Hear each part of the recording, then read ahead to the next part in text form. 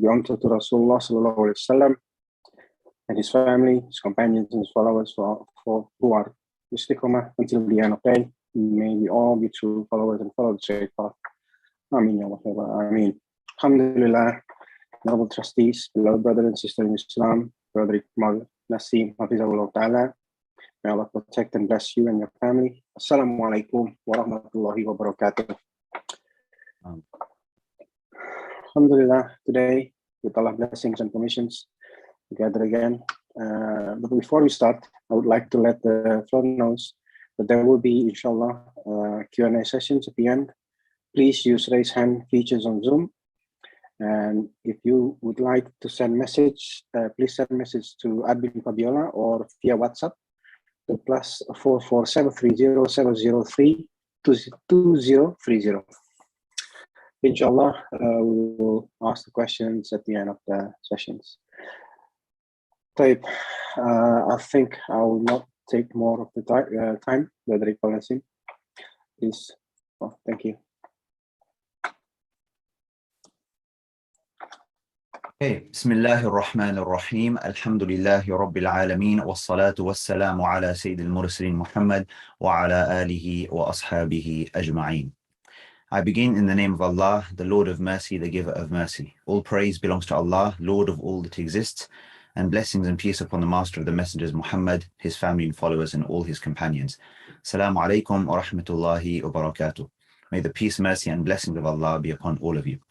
Thank you very much for the invitation. Thank you for your kind words to Rashid, I think, the host, and thanks all for being here this evening.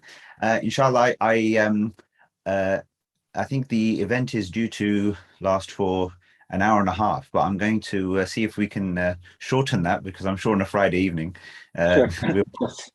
we're probably feeling a little tired. I know I've had quite a long week, so I'm sure you've had quite a long week, and inshallah, if we can get the point across succinctly, then inshallah we'll try and do that. Okay, so the title of the talk this evening is how to strengthen Tawheed through Salah. How to strengthen Tawheed through Salah. So my style or approach when sort of faced with a title like this and a discussion like this, I like to sort of translate everything and make everything easily understandable. What exactly are we even talking about when we say how to strengthen Tawheed through Salah? Right, for someone who's completely unfamiliar with these sort of terms, let's say, then this might be a this isn't necessarily the most obvious or easy to understand title. So first of all, the word Tawheed. So Tawheed is an Arabic word which comes in the Arabic form taf'il, which comes from the verb wahada yuwahidu tawheed.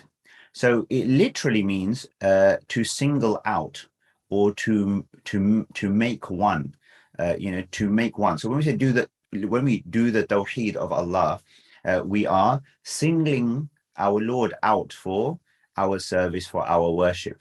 Interestingly, the word itself doesn't actually appear in the Quran, interestingly, but what it reflects is this idea of a kind of ikhlas, a kind of sincerity, a pure devotion. So if you want to look at the Quranic kind of terminology that would best explain this, it would be, for example, in Surah Bayyinah, chapter number 98 in the Quran, verse number 5. وَمَا أُمِرُوا إِلَّا لِيَعْبُدُوا اللَّهَ مُخْلِصِينَ لَهُ الدِّينَ حُنَفَاءَ. They are not commanded except to worship or serve God, مُخْلِصِينَ لَهُ الدِّينَ, dedicating, almost purifying, if you like, the deen for him, حُنَفَاء, as Hanif. Hanif is a quality mentioned in the Quran in relation especially to Ibrahim alayhi salam, that he was Hanif. What does Hanif mean? Hanif means literally to lean towards, to incline towards. So Ibrahim is described as Hanifan Musliman. He was constant, he was pure in his devotion, and he was submitted to the Almighty. Okay, so when we say to do Tawheed, what are we saying? We're saying to single Allah out to prioritize, to single him out. And it is contrasted, the word Tawheed is contrasted, then typically with the idea of shirk, which obviously is a common Quranic kind of idea, Quranic concept, which is to associate partners with Allah. Now, obviously, at the time of revelation, the principal form of shirk, of association, was people turning to idols, or even you could argue going through idols almost to get to Allah. Because actually the polytheists, the pagans at the time of the Prophet sallallahu alaihi wasallam, it's not that they denied that there was a being called Allah. In fact, the issue was simply the fact that they were associating or almost having as intermediaries all of these other stone, sort of idols, or idols made from other kind of materials. In fact, at the beginning of, I think, Surah Zumar, chapter 39, what is mentioned by them is that these are people who claim that we're only doing this in order to come closer to Allah. So what's interesting is that they even claimed a good intention, but their means of going to Allah was indirect. And effectively what Tawheed is saying is come directly, approach directly, make Allah the only objective. Now, of course, today, in some parts of the world, in fact, in very populous parts of the world, the old pagan issue is still an issue, right? So you still have, if you like, idol worship, right? And this making images sort of sacred, if you like, as a means of kind of worship. And obviously that's something which we as believers, as monotheists, as people following the way of Muhammad sallallahu alaihi wasallam, who himself was restoring the pure faith of Ibrahim alayhi salam, we are totally anti-idolatrous. The idols that we need to worry about, though, are different, because there's different forms of shirk, and shirk goes down to everything, including the very subtle form of shirk, which is to prioritize or to allow yourself to participate, if you like, in the devotion that is due to Allah, right? What does that mean? So it means, for example, like the riya, for example, ostentation, is like a hidden shirk, a shirk khafi, something very subtle, something which, is a challenge for all of us to deal with, something which even the companions and pious people of the past would fear, that they may fall into the kind of a category, because the idea of totally purifying yourself and devoting yourself completely to Allah, where you don't even put yourself, your own interests, if you like, in front of what Allah wants from you, that's a high standard. Yeah, that is a high standard. So when we talk about this and we talk about the idea of Tawheed, Tawheed is, something very significant, and it's something which we can never assume, if we correlate it to this idea, the Quranic, idea which we talked about, mukhlisina lahu deen hunafa, sincere in their deen, in devoting their, call it religious practice, if you like, to Allah, hunafa, as pure monotheists. That's a high standard, something which we should never be too comfortable or confident that we have arrived at, that we've achieved. And this is the point now. It constantly needs preserving, maintaining, strengthening. We need to be very reflective people to think about, well, how's it actually going? Is there something coming in between me and my Lord? What is coming in between me and my Lord? Why is it coming in between me and my Lord? And how do I basically remove the obstacles from the path? Now, this idea of path or journey is extremely important, and it's very important for us to be able to nicely connect the issue of Tawheed with the issue of Salah.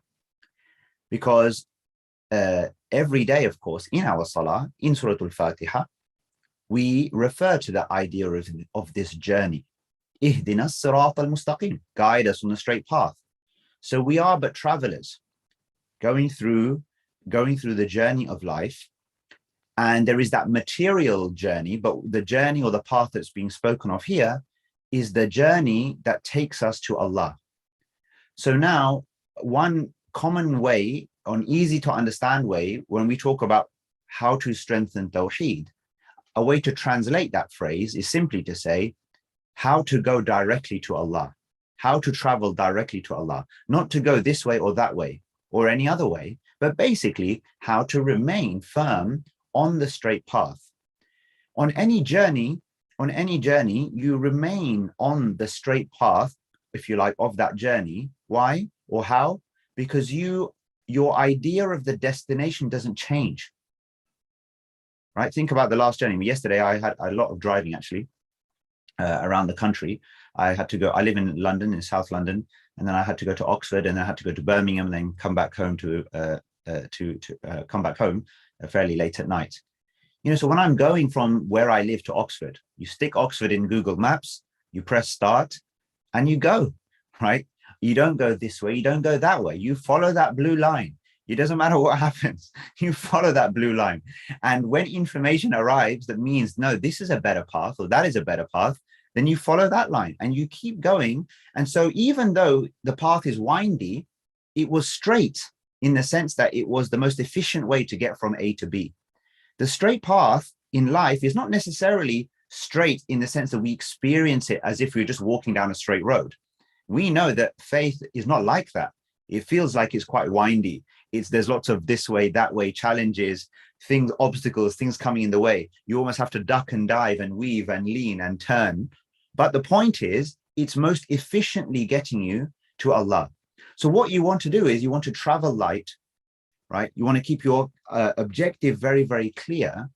And then you want to remain, steadfast in that journey. Just know what journey matters is the point. Know what journey matters. This is what strengthening Tawheed literally just means that you have your, as they say, your eyes on the prize. Yeah. You don't lose a sense of your end objective just because it seems far away.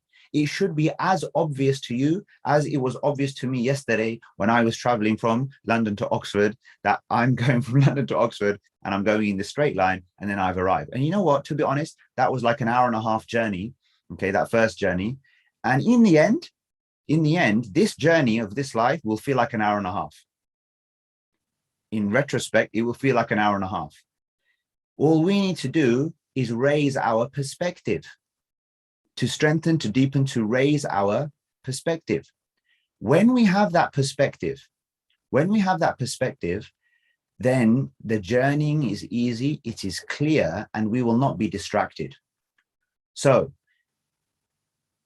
just to summarize this first part, strengthening Tawheed simply means to travel clearly and directly towards Allah, to go through life in such a way that we are not distracted by our real purpose, the real destination, the end goal.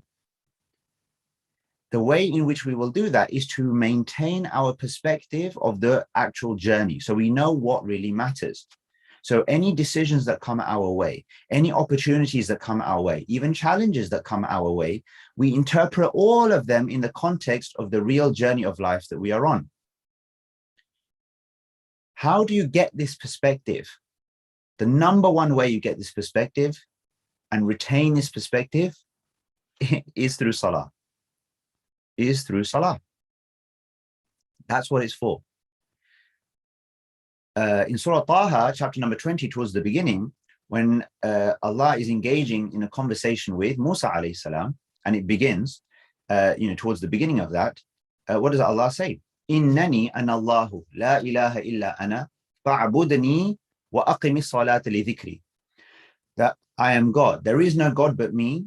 So serve me, worship me, and establish the prayer. Keep up the prayer in order to remember me, in order to stay in my remembrance. And later on, just a few verses later, when after Musa alayhi salam has received the instruction that now you're going to go to Pharaoh, you're going to invite him, you're going to liberate, the children of Israel, etc. Then one of the instructions that Allah gives to Musa and Harun, both of them, وَلَا تَنِيَا فِي ذِكْرِي. Don't slacken off, don't reduce in remembering me. Yeah, don't forget. And it's basically what we've just discussed. What we've just said is, if you like, an explanation or another way of saying that effectively the same thing, which is just don't forget what journey you're on. Don't forget what journey you're on. And Salah maintains that perspective for you. This is, by the way, the point of Salah. This is the point of Salah. Unfortunately, when we think about things like Salah and other aspects of the deen, we don't think about them in the context of their strategic importance, let's say. We think about them simply as ritual acts. We do them, we get some reward, and then we move on. But when you understand it a bit deeper, it helps. It helps for you to really appreciate what this is about. And it helps you to appreciate that Salah is a blessing, or the way in which it is a blessing, let's say. Because Allah is basically giving us this prayer, this Salah, in order to make journeying to Him easier for us. Easier for us. Because you lose your Salah, you lose your sense of perspective, you forget what journey you're on, and you go off track. That's it. And then you end up in the wrong place. In order to stay on track, we need that sense of perspective. We need to maintain, keep up our prayer. So we'll talk about Salah now. How does Salah do that? And what can we do in terms of our Salah so that this perspective is maintained? Because many people do their Salah, but it doesn't have this effect, right? In order for Salah to have its desired effect, it needs to meet certain conditions. And I don't mean technical conditions of where you put your hands, right? Or, you know, or the specifics of these kinds of things. I'm not saying these are unimportant. They are important, but they're not the things that ultimately they're going to make or break the prayer from the perspective of giving you that experience that's going to shift your perspective. I mean, I want you to think about like an experience in life that you've had that has really changed your perspective, you know, that you has raised your perspective or renewed your perspective. For example, many of us, we would say, and we know if you have had the opportunity to go for Hajj or Umrah, for most people who go for Hajj or Umrah, it is a perspective shifting event. Yeah. Like you come back and you feel differently. You see things around you, you experience life very differently. And for some people it stays, and for some people it wears off because it gets reduced because they get stuck back into the world and everything else. But it's a perspective shifting event. Salah, every Salah is supposed to be a perspective shifting event, right? It's supposed to affect us. And the way in which it does that is it makes us stop. I mean, have you thought about that? And just sometimes we lose the significance of even the obvious things about prayer. We literally are almost arrested by our prayer. We can't go anywhere. We can't look anywhere. We can't talk to anyone. We can't eat or drink anything. We're literally in place, wherever we've been going, here, there, wherever. So if you know, if you were to zoom out, you can do these time lapse things, on a camera or on a phone, when it just runs through the thing really fast. Yeah. And so sometimes when you do that in traffic, you see the cars are going everywhere. Then some pause very momentarily, then they go off again. So interestingly, when you look at our lives, typically outside of sleep, of course, usually we're going this way, that way, things are moving, lots of things are going on, active, whatever. And then Salah comes, we're in this particular position. And then everything life, Salah. Then life is going on, then Salah again. So the point being is that it takes us outside of this worldly environment and helps us zoom out. So when we're in our prayer, it's a little bit like the feeling that you get. I mean, I certainly get this feeling. If ever I'm travel, by plane going abroad, then, just within moments of having taken off, you just feel differently about everything all of a sudden, because you look outside, the window, and you see all the houses, tiny, small, and the roads and everything seems, you just feel differently. Like you're looking at everything in from a different kind of view, a different perspective. Salah is that elevation. So imagine now you're on this journey, you're on this travel, and sometimes the destination feels far away. It feels tough. It feels long. It's a long and arduous and difficult journey. Salah elevates you. It lifts you up, and it gives you a sense that, or a greater sense that you can see the end point again, because the end point is Allah. The end point is meeting Him. That's what we want to do. We want to be in His company. We want to meet Him. And Salah reminds us of that. And obviously Salah is a reflection of that meeting right now in this life. That's what it is. That's what it is. And so it enables us to, unburden ourselves from the hassle of life, the difficulties of, life, the challenges of life, to reconnect with our Lord completely and fully without any intermediary. Okay, it's direct. I mean, that's a privilege and something we should appreciate and understand. It's direct. Anyone, anywhere, right? Any sort of a patch of land outside of a graveyard or a bathroom, right? You can that's it. You can put your, raise your hands and you can engage in a sort of interaction, conversation with your Lord. And it lifts your perspective. It reminds you of what really matters. And the point is that once it's over, you feel differently. And ideally, you feel motivated and energetic with respect to the next part of your journey. Now, that only works, of course, if number one, you realize what journey you're on, you realize the significance of Salah in the context of that. So like, for example, it might have been where, on your journey on the motorway, I referred to that I went on yesterday, that when I stopped off, I had to take a break and stop on a journey, fill up the tank, right?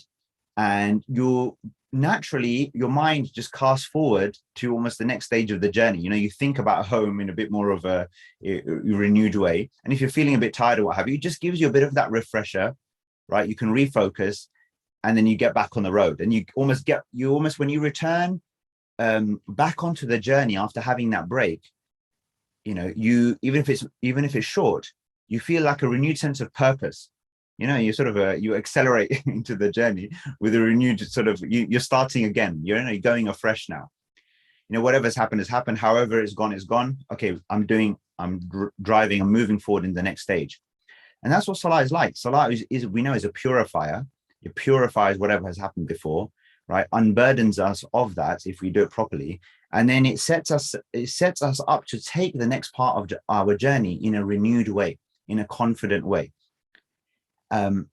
Salah will feel like a burden and it will feel difficult when the periods in between the Salah, if we don't understand them as part of that journey towards Allah. One of the famous verses in the Quran, قُلْ إِنَّ صَلَاتِي وَنُسُكِي وَمَحْيَايَ وَمَمَاتِي لِلَّهِ رَبِّ الْعَالَمِينَ. This is towards the end of chapter 6, Surah Al-An'am. Say, indeed, my prayer, my sacrifice, my living and my dying are all for Allah, Lord of the worlds, Lord of all that exists. So Salah is the starting point of dedicating yourself to your Lord. It shows, if you can keep consistent in your prayer, it shows that you are prioritizing your Lord. And over the course of time, there'll be all sorts of different situations that occur in a person's life, in the midst of which you have to take a break, right, if you like, and prioritize Allah.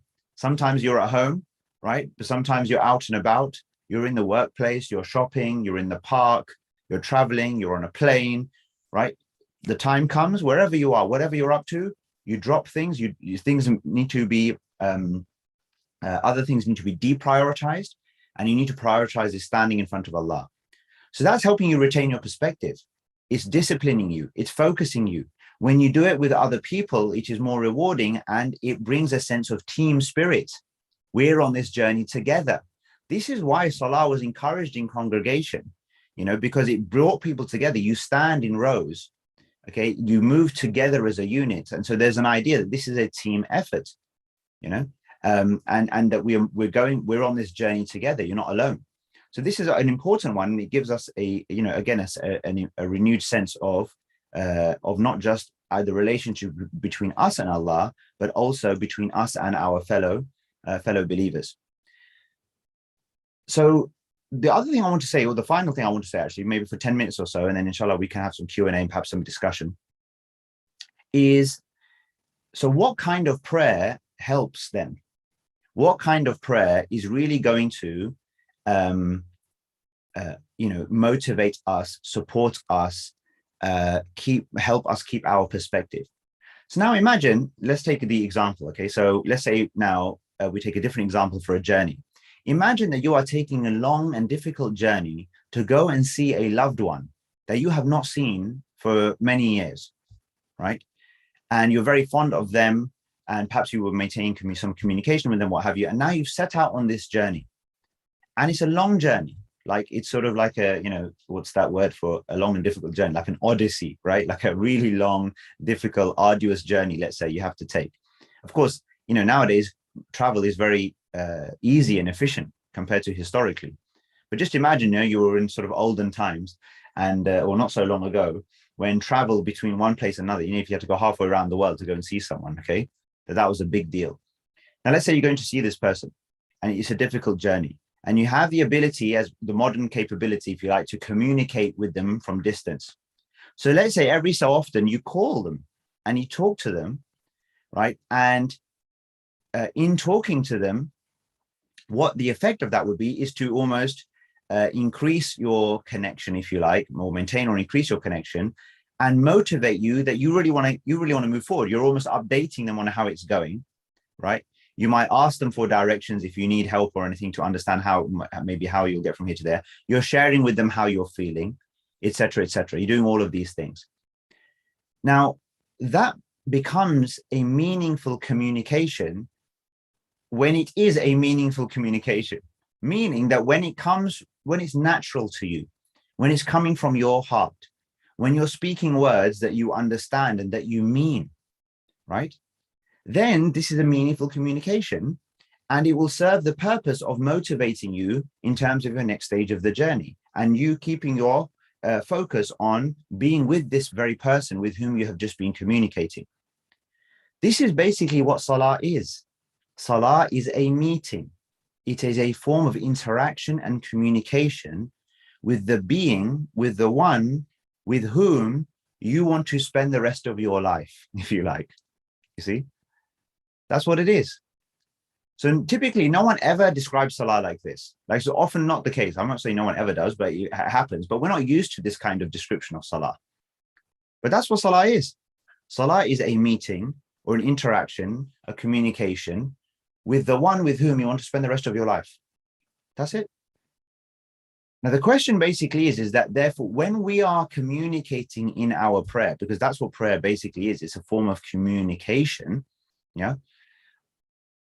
We are basically speaking, talking throughout the whole prayer, right?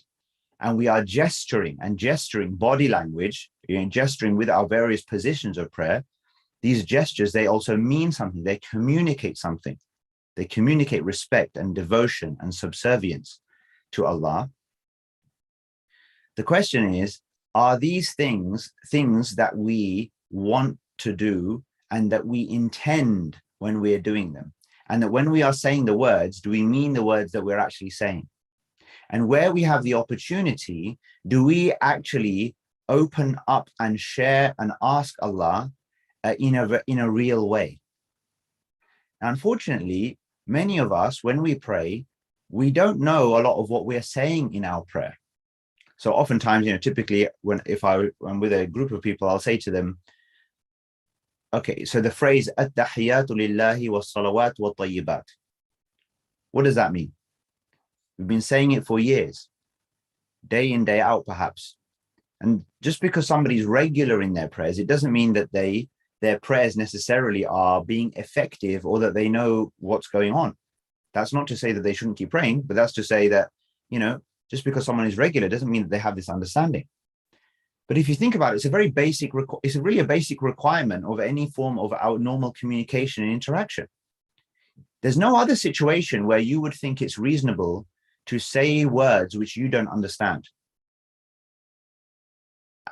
Like we just don't do that as human beings, Like, when do we do that? We don't do that. We never do that. It doesn't make sense. It doesn't make sense to do it, and that's why we don't do it. But the funny thing is, we do it with Allah all the time. So the one being with whom we should have the most meaningful communication is the one with whom we are communicating least meaningfully. So that's a problem. That's a big problem. And this is a problem we must solve. So, we have to, number one, take the time to figure out and understand what it is that we're saying in our prayer. What is the meaning of Allahu Akbar? What is the meaning of the words of Surah Al-Fatiha? What is the meaning of the words of the short surah, or the verses that I recite after Surah Al-Fatiha? What does Subhana Rabbi al-Azim really mean? What does Subhana Rabbi al-A'la really mean? Sami Allahu liman hamida, Rabbana wa lakal hamd, at-tahiyatu lillah, etc., etc. So, and what is the significance of the various positions in the prayer? Do we feel those, positions? Are we moving, when we're talking about gesturing and moving, are we moving at an appropriate pace, given the type of occasion that this is? Like, you don't rush through an occasion that you're taking seriously. You don't rush through an occasion you're taking seriously. You know, you move in a dignified way, especially in a meeting with someone, you know, whom you respect. Okay. And in front of Allah, of course, many of us, when we pray, and if we're praying, you know, individually or alone, we move at a very significant pace. This is often the case, for example, you know, in the masjid, after congregational prayers, we've prayed together behind the imam. And then afterwards, people are praying their sunnah prayers, you know, now they're praying at their own individual pace. I mean, sometimes, you know, people pray at a pace which is just so fast, and against which, you know, the Prophet ﷺ warned, you know, like there's many people's prayers is invalidated simply because of the pace with which they are praying. The fact that they're not holding, you know, or being at ease in the various positions of prayer, for example. So the point is, only a quality prayer strengthens Tawheed. Only a quality prayer gives you that experience, gives you that sense of perspective, gives you that energy, that calm, that tranquility, and refocuses you. And, you know, Salah has this kind of centering sort of effect. Yeah. It's almost as if, and this is the power of it, right? It's almost as if that, you know, it's like you're going on the journey and maybe you feel like you're not sure where you're going. Either you feel completely lost or you're not sure where you're going exactly. You know, maybe the compass is sort of doing strange things, whatever, if you're on that kind of a journey, right? And it's as if like during your Salah, just that compass is sort of orienting itself and then settling on a clear direction. And then and then you move on from prayer, and then you know where you're going next, sort of thing, right? But that only really happens, as I said, if you've got a quality prayer and if you experience this as a real interaction with a real being, you know, that you consider is literally, you know, before you as you pray. Oftentimes when in our prayer, it's like this abstract kind of ritual. It's being cut off from the real thing. It's like we're just going through the motions without that sense of like, of who is on the other side of the conversation, let's say. You see? And the funny thing is, you know, normally I often give this example, actually, or, you know, certainly since the COVID times and since the basically, you know, vast majority of our interactions have been online. You know, I always give the example of, you know, speaking on Zoom, because whilst Rashid has kindly left his video on, which is helping me. So Rashid, I'm looking at you, you know, you're helping me to stay focused here. But let's say, for example, even I've become accustomed to, for example, sometimes doing a Zoom webinar, right, or a Zoom meeting, whatever, and everyone's got their videos off, or in a Zoom webinar format, you can't even see, like, you know, there's just a list of names or whatever. I've literally me talking to the camera, so I can't see anyone, but I'm assuming you're there. I'm assuming you're listening. And so I'm communicating in a way that's meaningful, hopefully. You know, I'm not just sort of, not even now, if I just start to sort of, you know, almost just muttering or looking around or just getting distracted or whatever, then that's not showing you respect, even if I can't see you. And it's a good analogy or an example to illustrate how you can communicate meaningfully and in a really concentrated way with Allah, even though you can't see him, right? Even though you can't see him. And I've now been talking for 30 minutes. You know, the average prayer is nowhere near 30 minutes. So why can't we keep it up? You know, why can't we keep it up? Like to basically have that vision and to see, you know, for Allah's presence to be real, you know, to us in that way. This is what really strengthens. This is what kind of purifies us, gives us the confidence and the energy that we need. And, you know, a couple of years ago, more than a couple of years ago now, you know, I started this, I developed and started teaching this course called Transform My Prayer. And it was aimed to help people go in a much more detailed way through trying to, you know, improve their prayer. Because for me, this issue just doesn't get enough attention. You know, it doesn't get enough attention, the quality of our prayers, and it doesn't get enough focus for us. Like, as a believer, there is nothing, literally nothing, that is more important than focusing on improving the quality of your salah. Nothing is more important. Not your charity, not your interactions with other people, you know, whatever, anything else. And the reason is because salah is foundational, okay? If you put that in place, other things will come into place. But if you don't have it in place and you do other things, those things may well crumble. This is why it's the first thing we will be asked about. So at the end of the journey that we've just been discussing, the first question that we will be asked about is in relation to the state of our prayer. Because that will be the evidence of our seriousness, of our tawheed, of our being, of our singling out Allah in our affairs. And this is why, and I'll close with this, this is why Allah uses the word aqimu, the verb aqimu, yuqimuna, when describing or commanding us and encouraging us towards the prayer. Because Allah could have just said pray, He could have said sallu or yusallun. And in some small occasions, like very few occasions, I should say, like sometimes He just says, it refers to, musallin, those who pray. But most of the time, the reference in the relation to prayer is about yuqimun. And this comes from, aqama, yuqimu, even the iqama, which we're used to saying, iqama. What does that even mean? Yuqimun, it means, we usually say to establish. Literally, it means to make something stand up.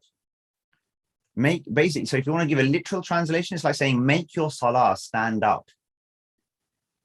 Make it, and in order to make something stand up, you need to strengthen it. You need to give it roots, foundations, so make it something that counts, make it something strong, make it something, consistent, and give it deep roots. And how are you going to give it deep roots? You're going to give it deep roots by appreciating it as a conversation, a meeting, and then basically just respecting the same kind of etiquette that we would, or adhering to the same kind of etiquette that we would adhere to in any other serious meeting that we have. Seriously, if we only were to do that much in our understanding of prayer, honestly, that would, for most of us, more than double the quality of our prayers. Because we would realize, well, in any other meeting, I'm not going to say things that I don't understand, because the other person is going to think, what am I doing? So then I'm going to learn these meanings of these words that I say, so that when I'm saying them to Allah, I can say them from my heart. Because if I don't know it in my head, I'm never going to be able to say it from my heart. I'm going to take my time because I'm aware of whom I'm in front of. I'm not going to behave in such a way in my prayer that conveys disrespect. I'm not going to have a lack of attention, because if someone was meeting with me and they showed me a lack of attention, or that they were distracted, I would feel offended. And the last thing I want to do is offend Allah by being distracted. I want to be focused on this conversation and imagining that He's in front of me and interact in that real way. And then, my friends, we will experience a salah that is, empowering, inspiring even. You feel energetic. And I think this is really one thing is very important to appreciate and realize. And I do think that if we take this seriously, and perhaps you've experienced this, one of the fundamental things that we're doing, as we said in the prayer, is asking for guidance. In the Fatiha, when we say asking for guidance, like we've stopped on the journey, the first thing pretty much, that comes up after a few words is that request for guidance. And in every unit of prayer, the request for guidance, help, guide us, show us the way, show us the way, show us the way, every single time. And when we make that request in a really sincere way, and we really feel that genuinely that, we feel a little bit lost, or we feel that even if things seem to be going well in terms of our relationship with Allah, that maybe there's more I'm missing out on, maybe there's things I don't know, like there's a certain healthy uncertainty we should have, about our own situation, let's say. And when you take your problems and your uncertainties and whatever to Allah in your salah, and you really ask for guidance, thinking about especially the particular issue that's causing you some confusion right now, for example, sometimes even within the prayer itself, by the time the prayer is finished, somehow, you feel that issue has resolved, or you feel you have a clarity. Or after the prayer, now when you're going back to that kind of issue, it feels a lot easier. So, Allah has responded. You feel that response. When you make the response, when you make your request in a genuine way, you will feel the response. You will feel the response. Allah responds. And He will show us the way, and He will guide, and He will illuminate, and He will facilitate if we take this action really seriously. So I ask Allah to help me and help all of us to improve the consistency and the focus and the quality of our prayers. And whilst today was not about necessarily going to all of the sort of the details, or maybe in the Q&A we can kind of cover some things depending on what you'd like to talk about. It was really just to establish or deepen, hopefully, our perspective on the significance of prayer. That it's not just this kind of repetitive, routine, boring ritual, that we just kind of fit in, and maybe we're only doing it because we know that if we don't do it, we might be punished. That's not like good enough as a motivation, basically, because anyone who's only praying because they fear punishment, and that's basically their prime motivation. Well, think about it. How good is that as a relationship? If you've got a relationship with someone, another person, and really the basis of that relationship is that you're basically afraid of them, and that's why you do what they say, that's not a brilliant relationship. That's not a good relationship. Now, that's not to say that sometimes you need a bit of that, because maybe you feel a bit lazy or whatever, you fear the consequences. So there is a place for it. But if it is the reason, for why you're basically doing, so think about a child or a parent, or many of you will be parents. The last thing you want is for your children to listen to you because you've had to threaten them. It's not nice for them. It's not nice for you. No one likes it. Even though the thing happened, whatever the thing was, tidy your room, eat your food, whatever it was, right? And, I know that now I have some experience of the dramas of these interactions, with children. So, you don't want that. Now, if the child, on the other hand, if the child is going to do what you say because you're going to give them something, right? Nowadays, basically, you offer them a screen time, right, to watch something. That's it. They'll do anything, right? They'll do anything. But if that's the reason why, again, for you don't feel like it's okay, but it's not great, right? From your perspective, they only did it because they didn't see the importance of the thing, or the value of the thing, or the necessity of the thing itself, or they didn't do it for me because they love me, really. They did it because they got something out of it. And so the real reason to do any of this, or ultimately, that is the ultimate thing, is because of love and devotion and appreciation. You do, so just like you do things for your parents, just because you love them, and that's it. Your parent has asked you to do something, and you do it because you love them. That's the highest level of, kind of response, if you like, or form of relationship. And it's no different when it comes to Allah. When we are standing and we're devoting ourselves, speaking to him, talking to him, interacting with him, and journeying towards him because we want to be with him, it's not just about the rewards of Jannah. It's not just about the avoidance of hell, right? But it's about an appreciation of who we're talking about when we talk about Allah, and appreciating him more and understanding him more, and trying to deepen that relationship. Then we're onto something special. That's the path that we want to take. That's what we want to aspire to. So we ask Allah to help us in that. And there's a famous supplication which the Prophet ﷺ is reported to have taught one of his closest companions, Mu'adh ibn Jabal. Allahumma a'inni ala dhikrika wa shukrika wa husni ibadati. That Allah help me to remember you, and to thank you, and to worship and serve you in the best possible way. So we ask Allah to help us in our efforts. And yeah, that's really all I have to say. So if you have any questions or comments, then please feel free. Sure. May I remind everyone, just use your raise hand, and hopefully we can accommodate everyone. There are some questions already submitted, and I will read that. Before that, I will use my discussions to ask questions myself. From me. You use the analogy of, you use Salah, and then life, happening, a routinity happening between the Salah, and then you refocus on Salah. My question is that between, especially in this country, when you have summer, long summer, when Zuhur is at 11 o'clock, and then Asr is about 4 or 5 o'clock, then activities and our routinity is happening. And sometimes during that routinities, we lost our focus. So by the time we have to do Salah, it seems like our focus is not on the Salah itself, not on the Tawheed, it's not on Allah. Our focus is still on the life itself, on the activities, on routinities. Things happen like, bills hasn't been paid or that sort of thing, and then it carries on. My question is, do you have any suggestions on how to keep refocusing on that when you are not in the prayers time? And that's my question to you. Sure. So partly the answer is in the quality of the prayer itself that was prayed, as we said. The stronger the quality of the prayer itself, the better that's going to help us for the period until the next prayer. So that's obviously, the starting point.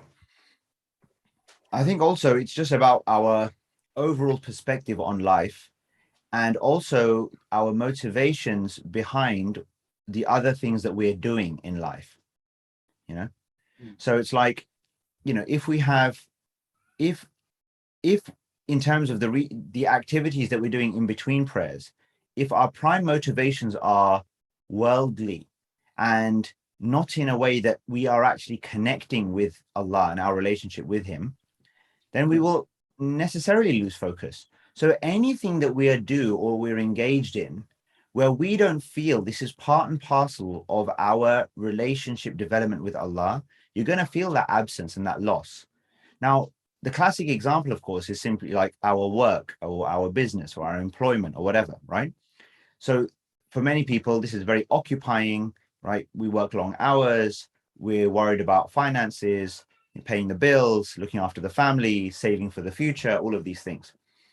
So all of that is fine. But the thing is that somebody can be doing the same kind of work, the same job, or running the same business or whatever, but just their perspective on what they're doing, why they're doing it, how they go about it even, can be really varied, can be really varied. So somebody can just look at it in the context of just, I'm just doing this to pay my bills and get through. And they're not really relating this effort or this engagement or this part of their journey or aspect of life, or even making their decisions about what's best for them to do or not do in life. They're not really, they haven't made those decisions in the first place by considering like the impact on their relationship with Allah, or what Allah would want from them, or what would be a good thing for them to do, or better, or what, worse, etc.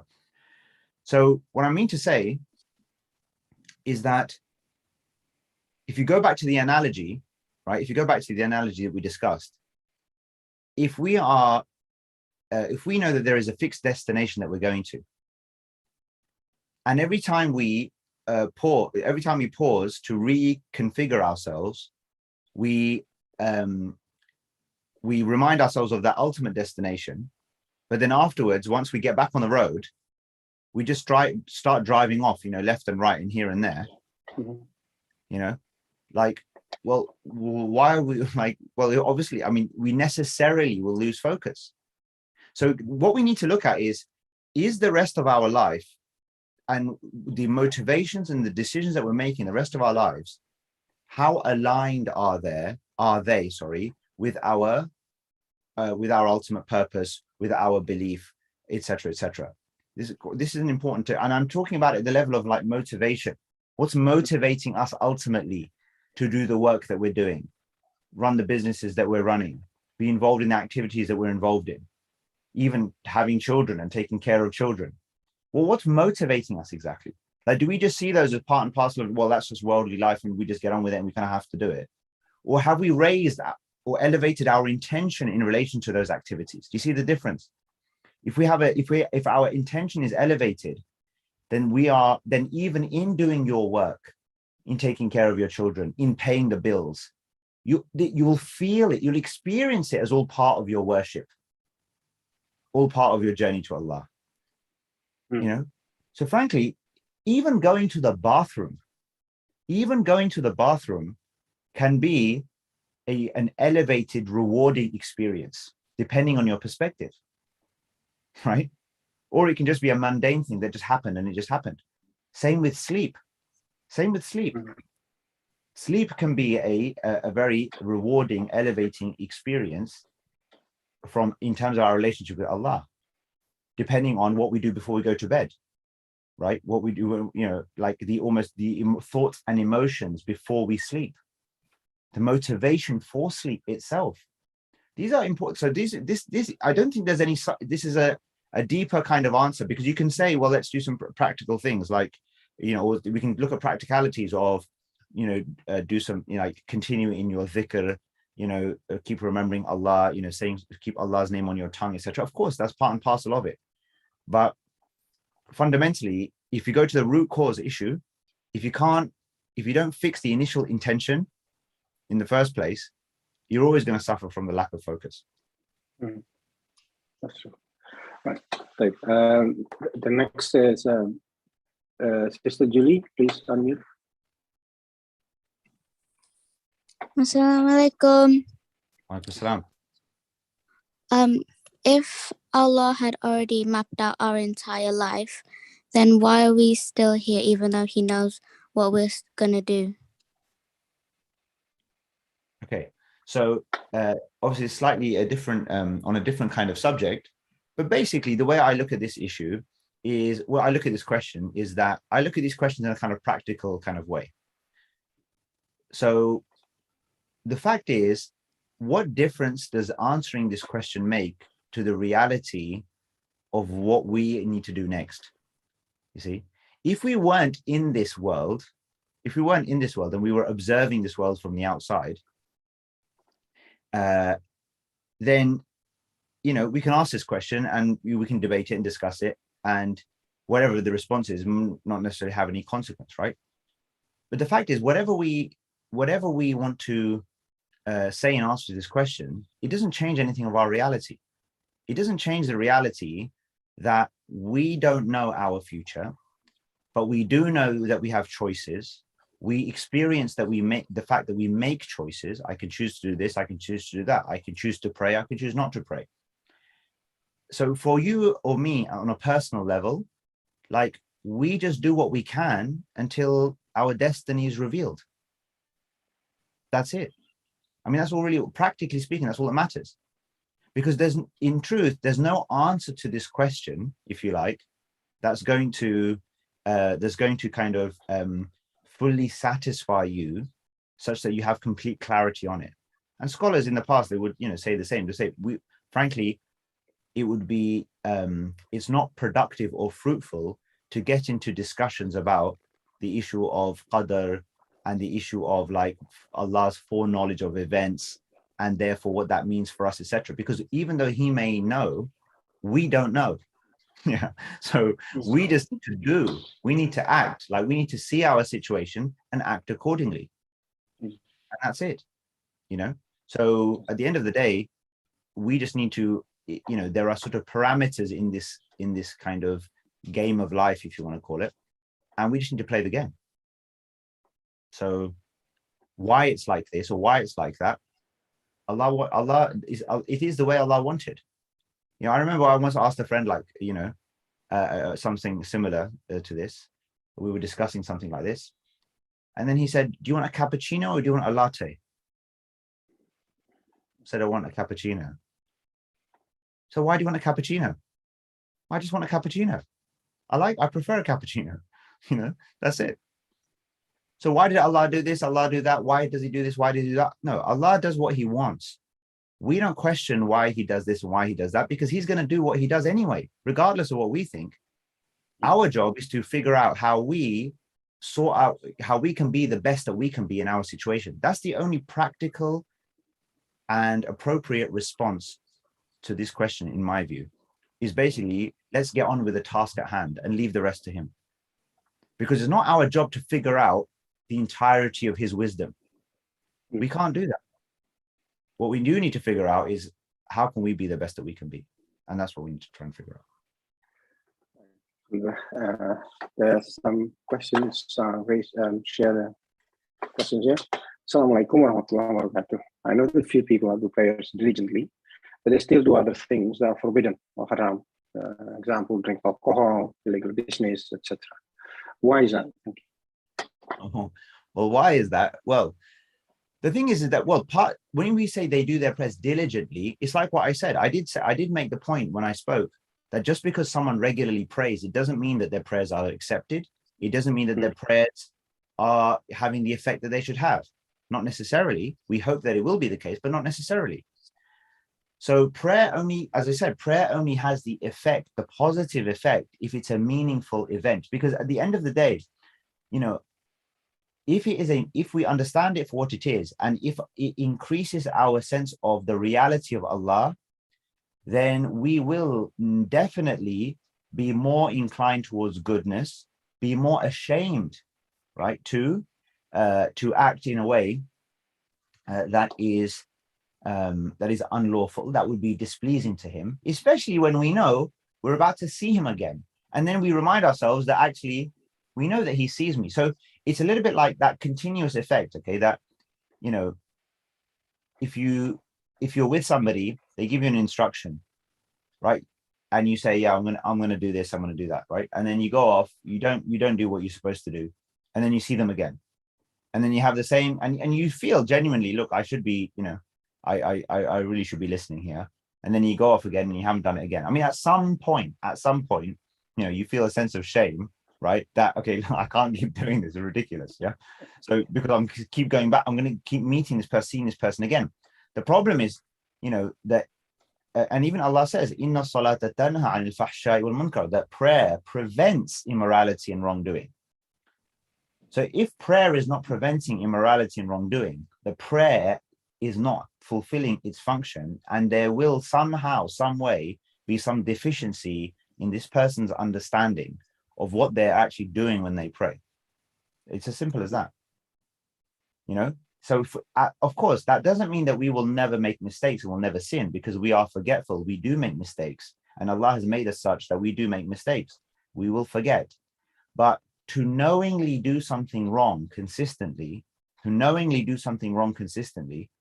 when you know it's the wrong thing and displeasing to Allah, and then you're constantly praying, fine, but it's like, if that prayer is having no effect on giving you the determination to avoid the thing that is wrong, then there's clearly some sort of disconnect. So it does happen, but the reason it happens is because people lose sight of who Allah is, or they don't have the knowledge of what he wants, you know, or they forget about their accountability and forget the sense of perspective, which is obviously what the prayer is supposed to bring. But if prayer is not bringing it, obviously means there's something wrong in the prayer. Continue. The next question is a very short question. Assalamu alaikum. What is the most practical way to make sure a child is consistent in doing their prayers? Yeah. Well, the number one thing is to make sure that you yourself are consistent and you yourself are praying, you know, good quality prayers, and that you are, and that you start young with your children, and that you talk about Salah in a way that would be easy for them to understand.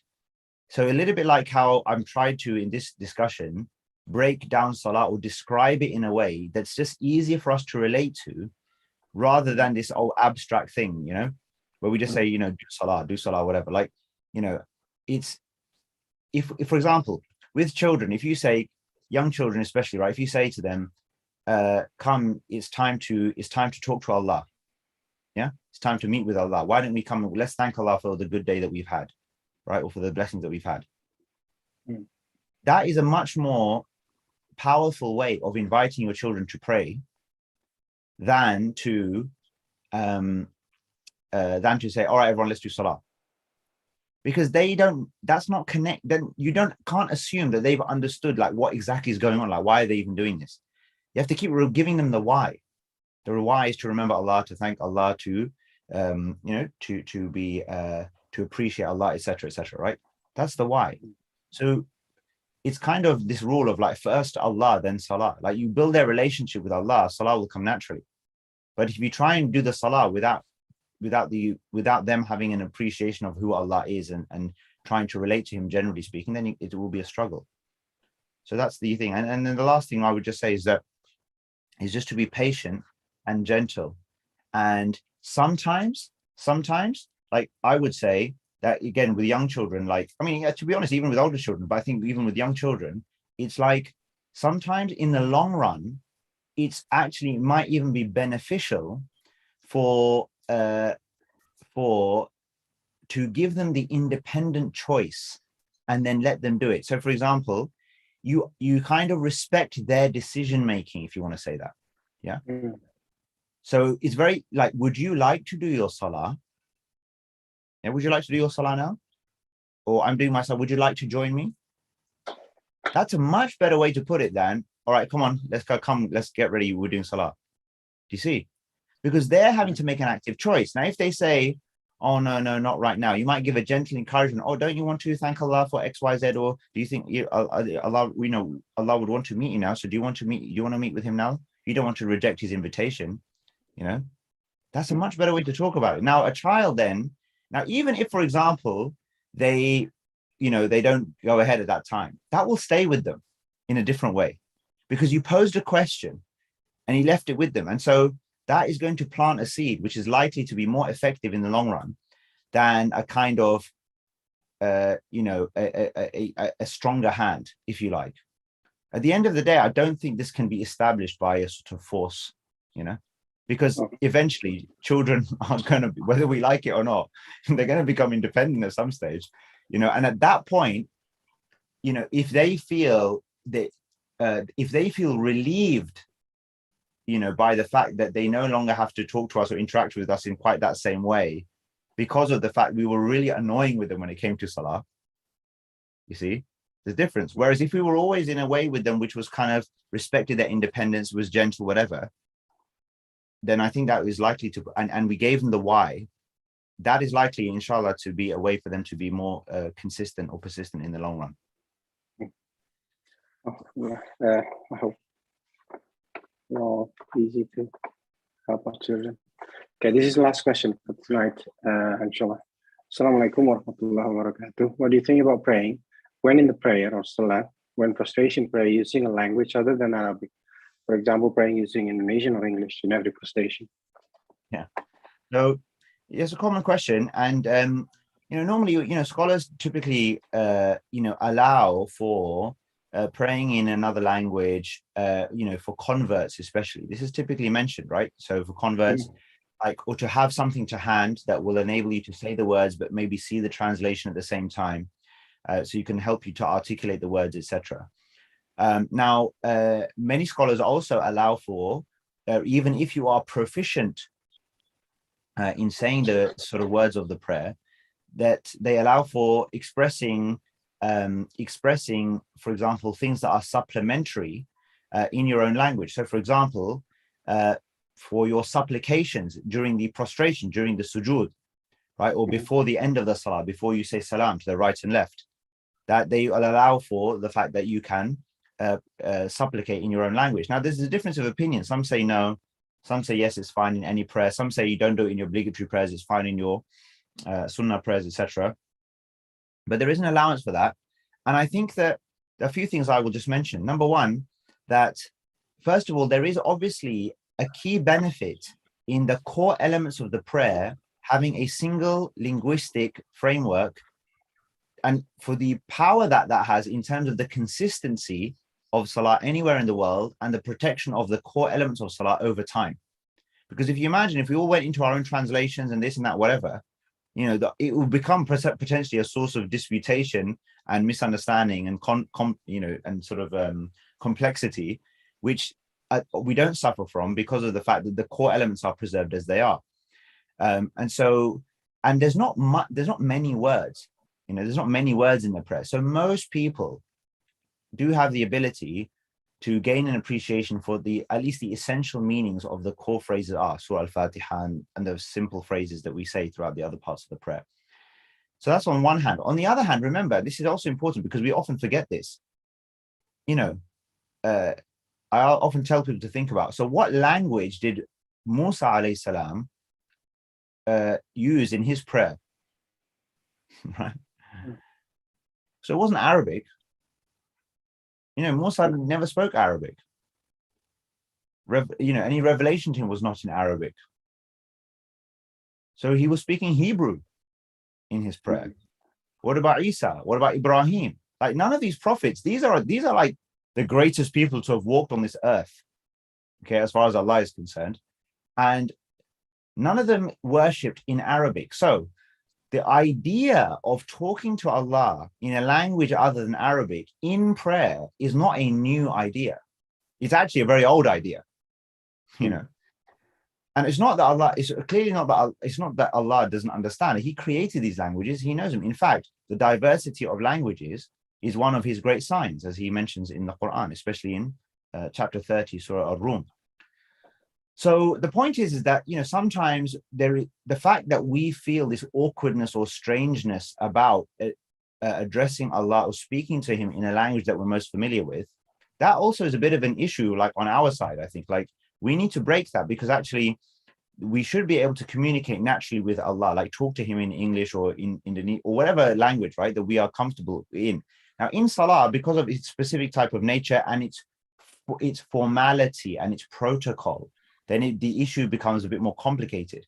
However, as I said, scholars do allow for the parts of the prayer where effectively are not, let's say they're not communal, meaning like in a congregational prayer, the bits which you would say on your own, let's say. So there's standard wordings, okay, and then you can add supplication. Or for example, after Rabbana wa lakal hamd, you could add a form of praise. As long as you're sticking to what this, the point of that position is, or the words are supposed to express, you know, then as I said, scholars allow for it. And frankly, like, you may find that to be a very empowering and helpful way for you to focus in your prayer. Now, some people are not comfortable with that, and that's fine. You know, like, if you're not comfortable with it, that's fine. But I don't think that it's important not to take a strong view about being uncomfortable with it on the basis that somehow Allah only likes Arabic, when, as I said, the great prophets worshipped him in other languages. You know, that's just important to maintain a balance in your own perspective on this issue. So so that's what I would say on this. Yeah. Okay. I think that's the last question. We conclude this tonight, inshallah. Okay, great. All right.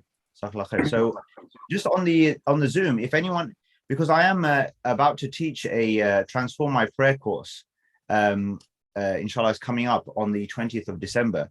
So I'll just put a if would it be all right? Just put a small link in the chat in the Zoom chat. Of course, yeah, inshallah. And so people will be able to be just to be able to kind of find the information about that. Just give me 1 second. I'll grab that.